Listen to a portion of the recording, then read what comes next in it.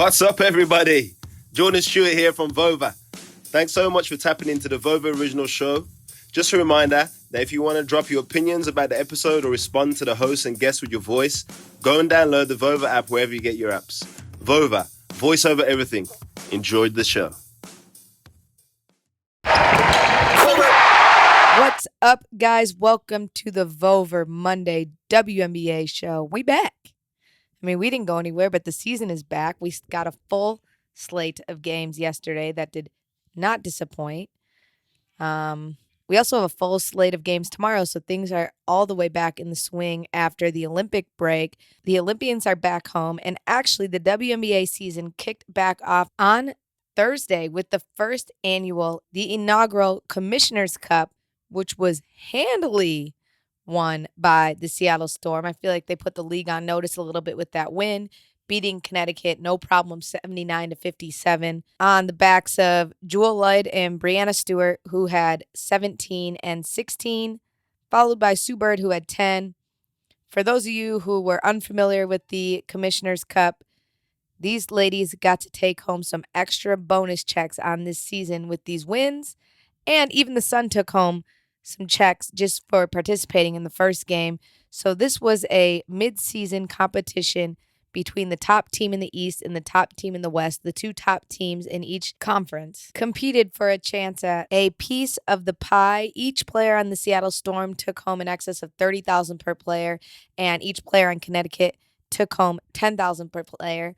And then the game MVP, Breanna Stewart, to no surprise, earned an additional $5,000. So that's just adding to Breanna Stewart's collection over the last year. In the past year, she has won, a Russian title along with Finals MVP in that, a EuroLeague championship along with Final Four MVP in that, a WNBA title, as well as Finals MVP to go along with that, and then now a Commissioner's Cup along with a Commissioner's Cup MVP trophy.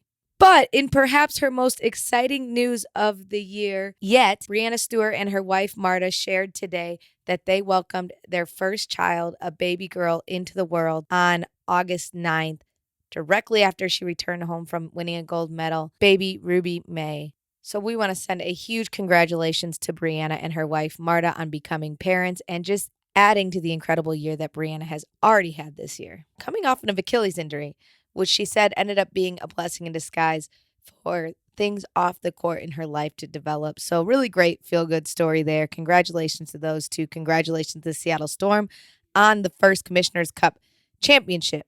Now, with that said, like I said, games got back in the swing of things yesterday.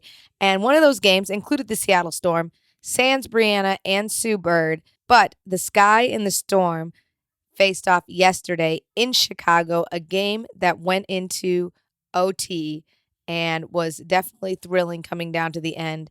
Wasn't exactly the prettiest finish. Missed free throws, turnovers are why this game went into overtime. But it's always fun to get free basketball after we haven't had any basketball for a little while. Seattle was led by the play of Jewell Lloyd. Again, 26 points. She carried the team without two of their other leaders in Breanna Stewart and Sue Bird. She shot 7 for 30, but at the end of the day, finished with 26 points and not her best shooting night, but you just saw what Jewell Lloyd is capable of. And I just want to say that she's one of those players that I think would be a number one on most any other team in the league. She's so good.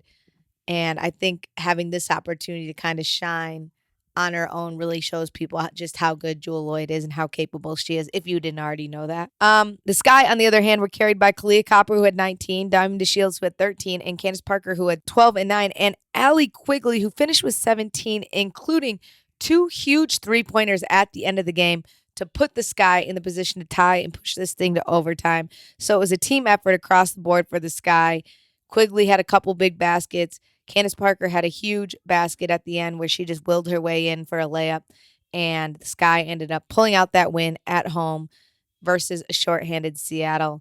So they have come off the break 1-0, which is a good place to be. As we know, Chicago's 11-10 after having a rough start to the season and then going on a 7-game win streak. So they're still stacking up wins wherever they can. In other games yesterday, the Fever and Sparks also played in a close one, kind of to people's surprise, I think. You know, as we know, the Fever are 4-17. The Sparks are 7-13, but they got their star, Nneka Ogwumike, back yesterday. She finished with 12 and 7. It was good to see her back on the court. Brittany Sykes led the Sparks with 16, and Kelsey Mitchell had 20 for the Fever, and that game finished 75-70 here in LA. Sun took an easy one against the Wings, 80-59. The Aces and the Mystics was another exciting one last night. The Mystics were at the Aces, and the Aces ended up pulling off a win, 84-83, off a step-back jumper from none other than Chelsea Gray, first-time Olympic gold medalist, known for that step-back jumper, hit a dagger with seconds left to give the Aces the win yesterday. She finished with 8 points and 11 assists in the biggest bucket of the game, and she was accompanied by Asia Wilson, who showed up big as always, 20 points, 14 rebounds, and Liz Cambage, who had 17 and 7. That game did come down to the wire. It was really exciting. Obviously, on the Mystic side, Tina Charles continuing her tear that she was on in the first half of the season, scoring 20 along with 8 rebounds. Maisha Hines-Allen had 16. Errol Atkins finished with 20, and Natasha Cloud had 11 points and 10 assists for the Mystics. So both teams had players filling up the stat sheet, but it was that game winner from a signature step back from Chelsea Gray that gave the Aces the win yesterday. The other 2 games played yesterday were the Mercury and the Dream. The Mercury won 92-81, and the Lynx and the Liberty 88-78, which actually was a pretty good game for the most of the game until the Lynx went on a little bit of a run towards the end. I think they had a 14-2 run to end the game to finish that one out. But Natasha Howard is back for the Liberty, and she had 30 to kick off her return. Sabrina Ionescu is back. She had 14 points, 7 rebounds, 6 assists. And then Sammy Whitcomb and Benijah Laney each had 12 for New York. And on Minnesota side, Sylvia Fowles had 20 and 11. Nafisa Collier had 18 and 10. And Kayla McBride scored 16, including kind of the go-ahead three-pointer with a minute and a half left in the game. This game was actually a really good game. It'll be interesting to see New York kind of back to full strength with Natasha Howard back in the lineup, Benijah Laney, who's been carrying them most of the season. The rookie, Michaela Onyenwere, who started out really hot, might be hitting a bit of a rookie slump, but has been a good piece for them this season. And then Sammy Whitcomb and Sabrina Ionescu back in the lineup. So we'll see if New York is able to get something rolling here for the second half of the season. They're 10 and 12. Minnesota's 13 and 7 and kept their win streak that they were on going into the Olympic break alive. So there you go. That is the first run of games back. Like I said, we have another full slate on Tuesday, and I missed the game, man. I'm glad to be able to tune into these games and turn them on and get back into action. This has been your Vover WNBA show. I'm your host, Justine Brown, and we will talk again next Monday. Vover.